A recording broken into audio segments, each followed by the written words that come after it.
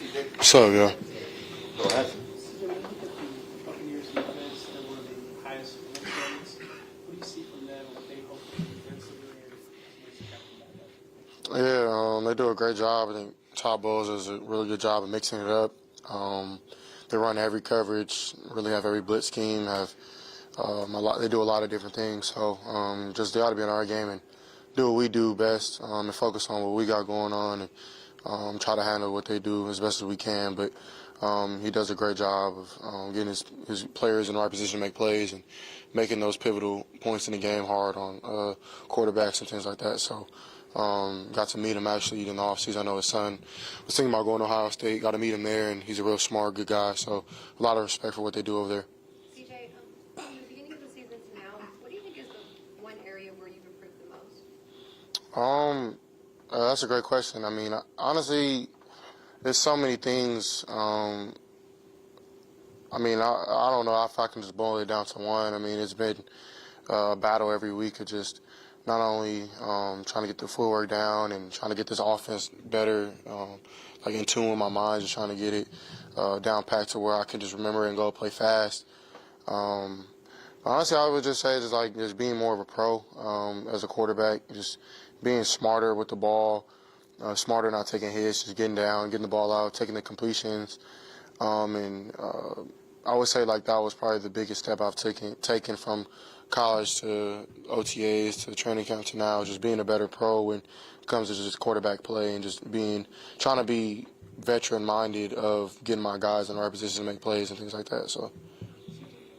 Bobby Sloyd talked about last week how he felt like center was like the second most difficult position behind quarterback, but you also have to have a relationship with the center. What's probably the most difficult adjustment or the thing that y'all have to work on most to be on the same page? Like, what can you explain to us the difficulties of on the new center on everything that you have to kind of get right?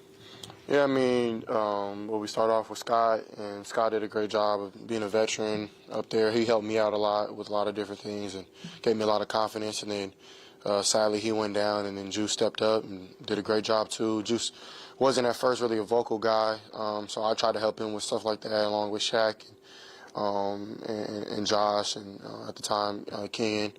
And then, sadly, he had went down against the Saints, and then J-Pat stepped in and has been doing amazing and was really good vocalizing the IDs and the type of blocks. And sadly, I feel bad for my guy, man, but praying for him like always. But it's unfortunate. It's a game of football, but I know it'll pay off in the long run. Just the stuff that he already started in his career, he'll pick that back up right when he gets back out there. But now then we have Mike, and I think he'll do a good job. I mean, he's really smart.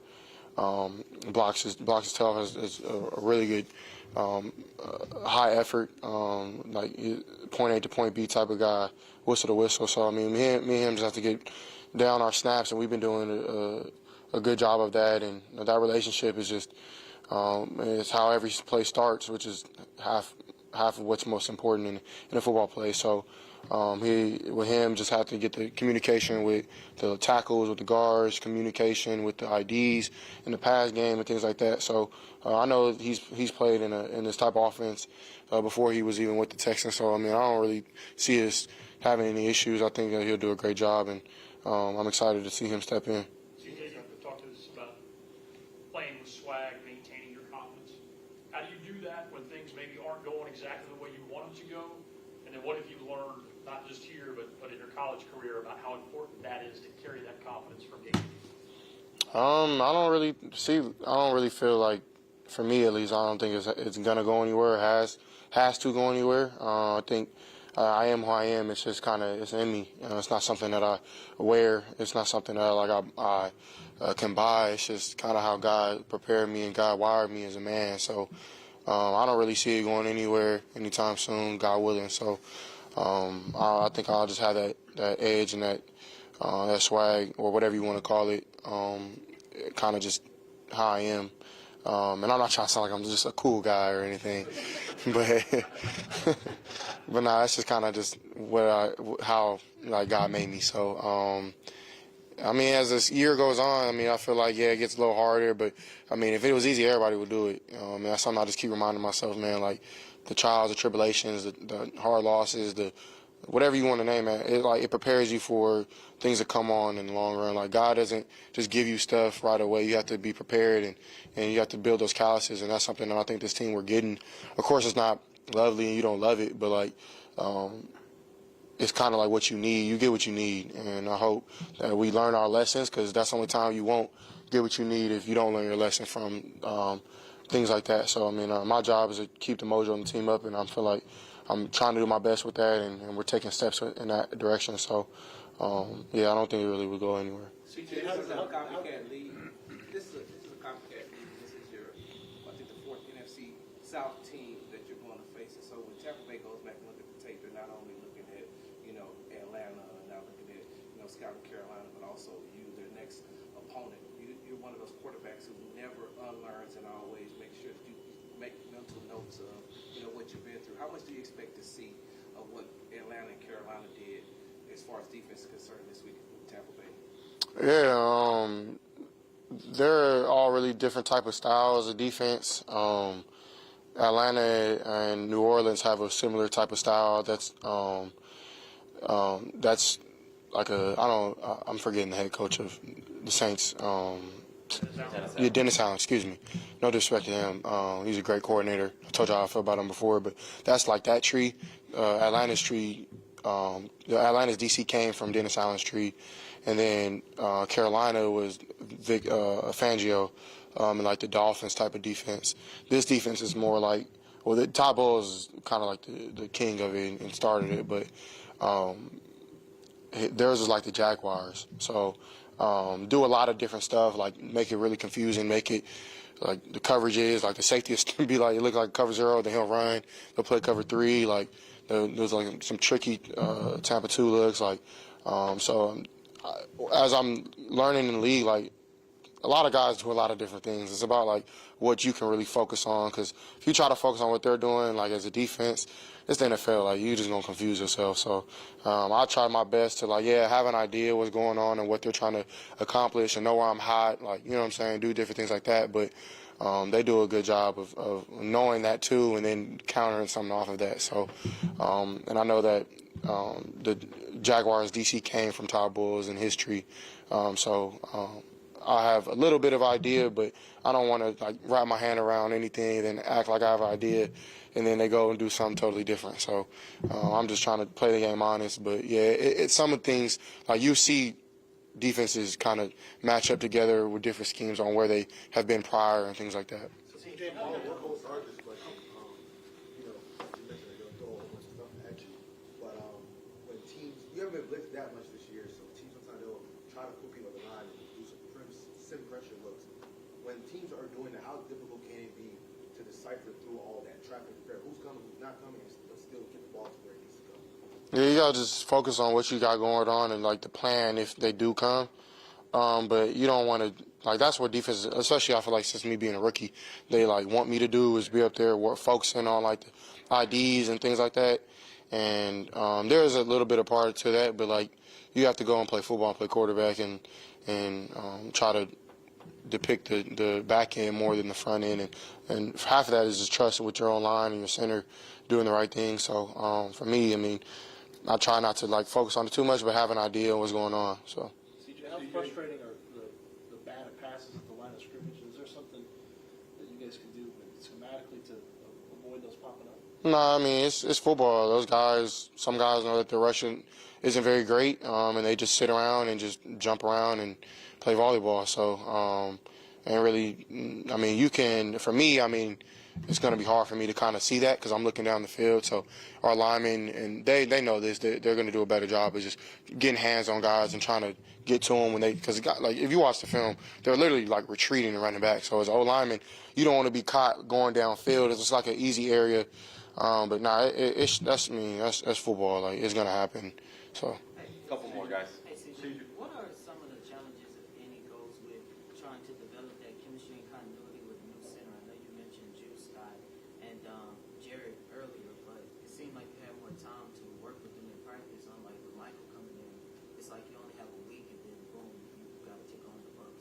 That's the NFL. I mean, that's what I'm paid to do. That's what I have to figure out. And I've done it in other areas in our O-line before. I mean, I didn't get a week to practice with a couple guys. But I mean, that's the beauty of the game, man. If it was easy, everybody would do it. So I'm not worried about it. I know Mike's a professional just like I am, and we'll figure it out. CJ, you were adamant after the game talking about, look, we need to push the ball downfield. We need to, push it, throw long passes. And talking to Nico and the guys were like, yeah, that's our guy, man. Yeah, we need to. But what would the coaching staff react to that? What did Bobby and Nico say? Were they happy that you were saying that, or how did they react to that? They are right on board, and I think like Bobby has done a great job of doing things like that. And half of that we got to get our running game together. Like you can't do it without running the ball. So we got to be able to run the ball better. But at the same time, we're really special in a lot of areas too. And Bobby and D'Amico are the first people to stand up and say that. So and I know like. That's the thing about like this league, man. You can't let one game define like who people think we are. Like y'all might have an idea, but we're the players, man. You know what I'm saying? So they're the coaches. We're gonna figure out as the Texans.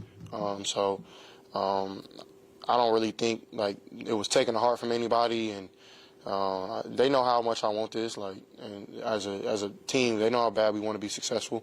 So I mean, this is a accountability-based business, and I think everybody is looking in the mirror like, how can we fix these issues and do things the right way?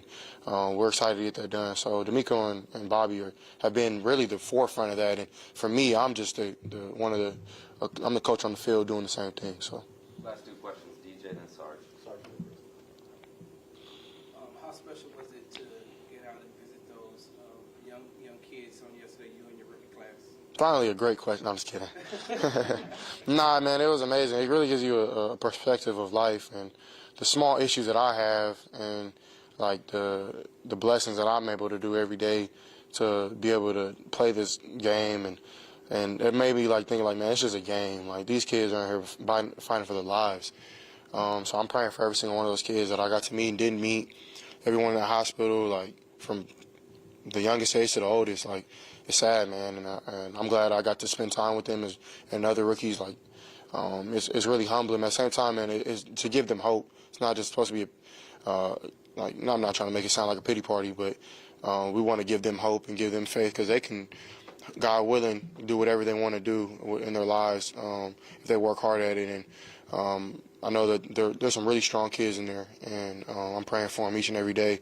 Hoping that their sickness gets healed and they have some faith and some hope. Looking forward to hopefully going back soon. It was really good to step away from just the busy life of football and get with those kids. DJ. Through the first 4 weeks, you guys were prolific, pushing you, going over the middle of the field, top tier in a bunch of categories. The past few games, teams have done more, put up more concentrated effort to try to take away the middle of the field, especially on third down. What kind of goes into, what's the balance from wanting to still do what you guys do very well versus trying to counter it so you can still be effective on third downs? I mean, honestly, I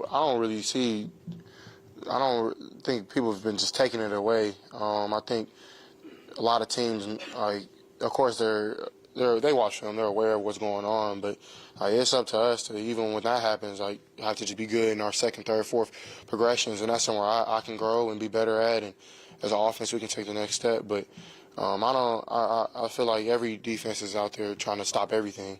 So I don't just focus on in-breakers, out-breakers, deep balls, short passes. You have to be great in everything and every progression. You have to be elite. So that's just where we have to take the next step, is just getting better at going through reads for myself, getting to the third, fourth progression, and being better at that. So, yeah, it's just the next step we have to take. Thanks, CJ. All right, thanks, y'all.